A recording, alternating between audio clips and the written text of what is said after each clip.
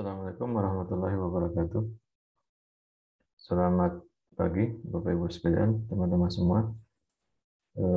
Pada hari ini, ya kita masih dalam video pembelajaran berkaitan dengan materi-materi yang belum disampaikan. Ya nanti silakan dipelajari sendiri, dipahami sendiri. Nanti mungkin kalau ada pertanyaan bisa di share di grup misalnya. Ya. Pada hari ini kita berbicara melanjutkan materi kemarin tentang naming penyertaan. Ya, sebagaimana kita ketahui ada POM Criminal Act atau bentuk-bentuk tindak pidana itu ada 7 ya. Pertama adalah bermufakat, melakukan persiapan, kemudian percobaan. Nah, kemarin adalah materi percobaan, kemudian tidak pidana selesai, kemudian ada penyertaan. Ya, ini salah satu penyertaan sampai ke paling nomor 7 yaitu sampai residivis ya. Nah, apa itu yang dikatakan dengan penyertaan atau naming ini? Itu bisa dicek atau dilihat di dalam pasal 55 KUHP. Jadi di situ dijelaskan bahwa dalam bab 5 tentang penyertaan dalam melakukan perbuatan tindak pidana. Ingat, kalau dalam 3 masalah pokok hukum pidana ini posisinya ada di perbuatan pidana atau tindak pidana. Misalnya dikatakan bahwa pelaku yang menyuruh lakukan, yang turut serta melakukan dan penganjur. Kalau dibagi dari pasal 55 ini, itu ada pelakunya atau plagiar, dan menyuruh lakukan don plagiar, dan yang turut serta menjadi plagiar dan witlocker. Jadi pelakunya sendiri yang menyuruh lakukan, yang turut serta, dan penganjur. Nanti ada perbedaan daripada 1, 2, 3, 4 ini ya. Walaupun ada penyertaan, tetapi perannya dalam melakukan tindak pidana itu berbeda-beda. Kemudian istilah ini ada yang istilahnya menggunakan turut ikut campur, ya, turut berbuat delik, turut berbuat melakukan tindak pidana, turut serta, tapi memang yang sering dikenal dalam hukum pidana adalah penyertaan dalam melakukan tindak pidana. Artinya apa? Melakukan tindak pidana itu bisa ada pelaku utamanya misalnya, tetapi dia hanya sebagai disuruh melakukan tindak pidana misalnya, atau disuruh ya, atau menganjur misalnya. Jadi ada macam-macam ya pembagian-pembagian dari naming itu ya, penyertaan itu.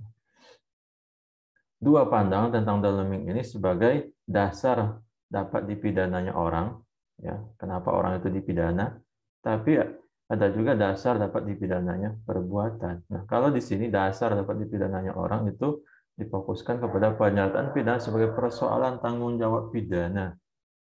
Ya, bukan suatu delik sebab bentuknya tidak sempurna. Jadi bukan suatu delik, tetapi ada pada orang yang melakukan tindak pidana. Walaupun tadi kalau di apa ya di 3 masalah pokok itu posisinya ada pada tindak perbuatan pidana yang ada pada deliknya. Ya, tetapi sekali lagi ahli hukum berbeda pendapat. Kenapa bisa dihukum dua pandangan tentang penyertaan ini, ada yang memposisikan sebagai PJP, ada sebagai memposisikan sebagai tindak pidana atau delik. Ya, kalau yang menganggap sebagai penyertaan sebagai posisinya pada PJP seperti di sini di Simon, Van Hatem, ya, Hazewin Gasuringa. Ini pandangan-pandangan mereka bahwa dasar dapat memperluas dapatnya pidana itu ada terletak kepada orang menurut Simon, menurut Van Hatem ini. Tapi ada juga yang berpandangan bahwa dasar dapat dipidananya ada atau dasar memperluas dapat dipidananya perbuatan. Ya. Jadi kalau 3 masalah pokok ini posisinya kalau perbuatan berarti posisinya pada perbuatan pidana. Salah satu penganutnya misalnya Mulyatno, Ruslan Saleh, Pompe. Jadi posisinya ada pada perbuatan menurut Mulyatno, menurut Pompe, menurut Ruslan Saleh. Walaupun tadi ada yang berpandangan bahwa posisinya ada pada orang ya. Jadi di sini ahli hukum berbeda pendapat. Nah, kalau di sini dilihat penyertaan itu ada pembuat, ya, ada yang membantu, ada medepletek pasal 56 pada saat melakukan kejahatan, pada saat sebelum dilakukan kejahatan itu. Kita bahas satu-satu yang berkaitan dengan plagiarisme. Apa itu plagiar? Adalah orang yang melakukan sendiri perbuatan yang meniru rumusan undang-undang. Orang yang melakukan sendiri perbuatan yang meniru rumusan undang-undang. Dalam praktek itu suka sekali atau susah sekali menentukan perbuatan dalam undang-undang itu secara pasti siapa yang menjadi pembuat. Ya, jadi orang yang melakukan sendiri melakukan perbuatan tindak pidana yang memenuhi rumusan delik. Nah, kalau di kita, di posisi kita memposisikan eh, apa namanya dalam ini pernyataan ini sebagai perbuatan pidana atau tindak pidana. Ada pedoman ya dalam hukum pidana itu mengenal beberapa pedoman dalam penerapan pelaku ini ya. Peradilan pidana yang dikatakan pembuat itu dalam arti sempit yaitu pelaku adalah orang yang menurut maksud undang-undang harus dipandang bertanggung jawab. Di Belanda beda lagi. Menurut ahli hukum Pompei tadi diartikan bahwa orang yang mempunyai kewajiban untuk mengakhiri keadaan terlarang itu. Jadi sekali lagi ya nama pembuat itu bisa ya kalau dalam arti pembuat atau plagiar di sini adalah orang yang melakukan sendiri ya tindak pidananya atau perbuatan pidana ya dan dia yang bertanggung jawab atas perbuatan itu karena dalam memenuhi rumusan undang-undang. Beda halnya orang yang menyuruh lakukan ya don't plagiar. Orang yang melakukan perbuatan dengan perantara orang lain sedangkan perantara itu hanya diumpamakan sebagai alat. Ya, yang pertama itu ada syaratnya perbuatan langsung, manus ministrah namanya, perbuatan langsung yang dilakukan oleh alat itu, kemudian pembuat tidak langsung atau manus domina, ya, atau manus domina. Jadi ada orang yang menyuruh dan ada orang yang sebagai eksekusinya, sebagai pelaksananya, tetapi yang pelaksana ini sebagai alat, ya sebagai alat dan tidak bisa dipertanggungjawabkan. Ya, misal menyuruh orang gila melakukan tindak pidana gitu, yang dihukum tetap yang menyuruh lakukan, orang gila tidak dihukum karena syaratnya adalah dan plagiar ini adalah orangnya harus alat itu harus berupa manusia ya orang, kemudian alat itu tidak bisa dipertanggungjawabkan. Nah ini sudah saya jelaskan sebelumnya. Dan plagiar itu terbagi dua. Alat yang dipakai adalah harus manusia. Alat yang dipakai itu harus berbuat, bukan alat mati. Bukan menggunakan robot ya melakukan tindak pidana, bukan. Ya, tetapi alat itu harus manusia, tetapi tidak bisa dipertanggungjawabkan. Nah, ini apa namanya ciri daripada dan plagiar ini. Ya, ciri khas dari dan plagiar ini. Dia misalnya nyuruh seseorang melakukan tindak pidana, tapi orangnya itu ternyata masih anak di bawah umur misalnya, atau orang orang apa orang gila ya orang yang tidak cakap hukum orang gila yang disuruh melakukan tindak pidana sehingga orang gila itu tidak bisa dipertanggungjawabkan itu maksudnya menurut alat yang dipakai itu tidak bisa dipertanggungjawabkan. Kemudian yang ketiga adalah turut serta. Turut serta itu tidak dalam undang-undang tidak diberikan definisi ya tidak diberikan penjelasan. Tetapi memori pantoletik itu menjelaskan, ya bisa dilihat bahwa orang yang turut serta melakukan plagiar atau turut serta tadi melakukan tindak pidana adalah orang yang dengan sengaja turut berbuat atau turut mengerjakan terjadinya tindak pidana atau sesuatu itu menjadi tindak pidana. Syaratnya ada kerjasama secara sadar, tidak ada unsur penipuan bahwa ada teman melakukan tindak pidana. Misalnya diajak main ternyata diajak melakukan tindak pidana gitu. Tapi itu tidak harus sadar yang melakukan tindak pidana itu tidak ada tipuan ya adanya kerjasama secara sadar. Misalnya ada rencana melakukan pencurian misalnya, ada posisi masing-masing. Satu misalnya sebagai pengawas biar nggak ketahuan, satu yang masuk ke rumah orang misalnya, satunya adalah bawa karung misalnya untuk mengangkut barang-barang curian misalnya. Gitu. Ya, adanya pelaksanaan bersama secara fisik. Ya, ada kerjasama secara fisik. Itu misalnya tadi sudah ada job skripsinya masing-masing, pembagian tugas masing-masing untuk melakukan pencurian itu. Ya, gitu. Jadi ikut bersama-sama atau turut serta melakukan tindak pidana. Ya, pertama adalah plagiar, kemudian don't plagiar, yang ketiga adalah method plagiar. Pertama adalah pelaku dia sendiri yang melakukan tindak pidana, kemudian yang kedua don't plagiar nyuruh orang tapi orangnya tidak bisa dihukum, itu don't plagiar. Sementara yang ketiga ini adalah turut serta, ya sadar bersama-sama dan otomatis juga bisa dipertanggungjawabkan orang itu juga berapa orang itu melakukan tindak pidana gitu. Kemudian whitelocker adalah penganjur, yaitu apa yang dikatakan penganjur, yaitu orang yang mengerjakan orang lain untuk melakukan suatu tindak pidana dengan menggunakan sarana-sarana yang ditentukan oleh undang-undang. Ini menganjurkan orang melakukan tindak pidana. Nah, berikutnya ada perbedaan whitelocker ini dengan menyuruh lakukan.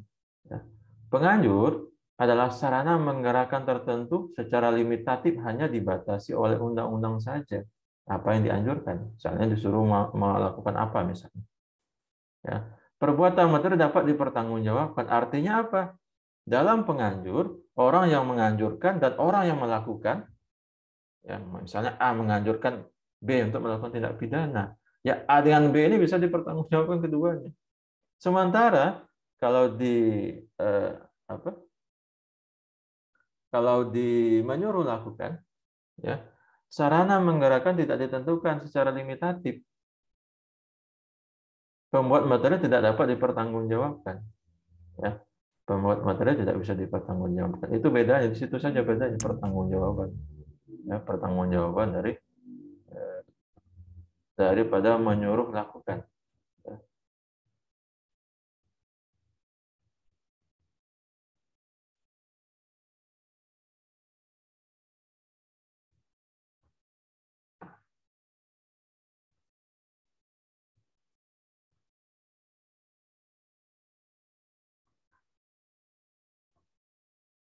Sorry, ini ada sedikit keliru nih.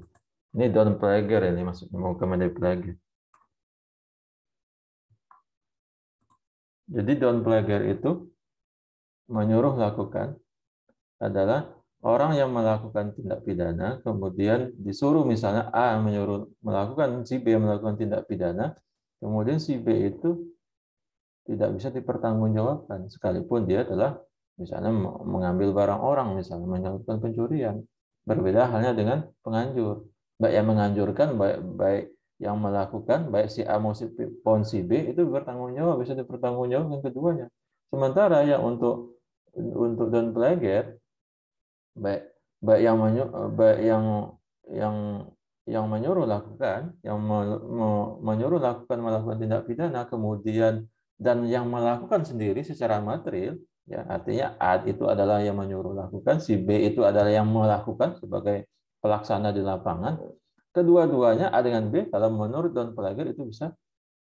Kalau kalau Whitelocker penganjur itu kedua-duanya bisa dihukum. Sementara yang di sini yang Don Plager A itu dipertanggungjawabkan sementara B itu tidak dipertanggungjawabkan. Pembuat material tidak dapat dipertanggungjawabkan. Itu kunci daripada atau ciri khas daripada Don Plager. Ciri khas dari Don Plager. Pembuat material yang pelaksana di lapangan itu tidak bisa dihukum, tidak bisa dipidana. Yang hanya yang bisa dihukum adalah yang menyuruh lakukan saja. Ya. Misalnya tadi saya contohkan seseorang menyuruh orang gila melakukan tindak pidana misalnya. Orang gila itu tidak bisa dihukum, tetapi yang dihukum adalah yang menyuruh. Kemudian dalam pasal 56 juga ada membantu, ya, membantu dalam kejahatan. Ya, sifatnya dilihat dari perbuatannya membantu, sifatnya adalah aksesoris. Artinya untuk adanya pembantu harus ada orang yang dibantu. Ya jelas ya. Yang dibantu membantu orang tapi yang dibantu nggak jelas, ya siapa yang mau dibantu. Tetapi dilihat dari pertanggungjawaban tidak aksesoris, artinya di pidana pembantu tidak bertanggung jawab tergantung kepada yang akan dibantu. Ya, tidak pertanggungjawaban dari pembantu tidak tergantung pada dapat dipidananya si pelaku yang dituntut atau yang dipidana. Artinya apa? Pertanggungjawabannya berbeda. Ya, pertanggungjawaban berbeda antara yang membantu dengan yang dibantu. Tetapi dilihat dari pertanggungjawabannya ini jelas tidak asesoir. Artinya dipidana pembantu tidak tergantung pada dapat dipidana si pelaku dituntut atau dipidana.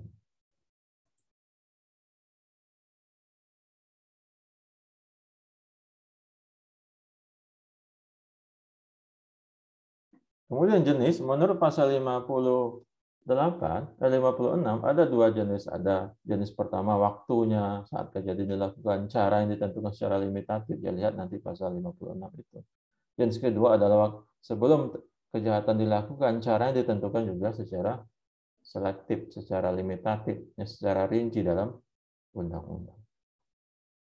Saya kira itu ya poin-poin dari pembahasan video pembelajaran pada hari ini. Jadi ada plagiar, menjadi plagiar, ada plagiar dan plagiar, menjadi plagiar with locat. Kemudian ada membantu pada saat melakukan kejahatan dan sebelum melakukan kejahatan. Jadi penyertaan itu ya bisa dilihat ada 4 pembagian, plagiar dan plagiar, menjadi plagiar with locat. Sementara dalam pasal 56-nya ada membantu pada saat kejahatan dan setelah kejahatan. Silakan dipelajari lebih dalam, baca buku-buku yang lain ya. Ini hanya pengantar buat Bapak Ibu sekalian memahami materi penyertaan atau naming dalam hukum pidana. Saya akhiri. Assalamualaikum warahmatullahi wabarakatuh.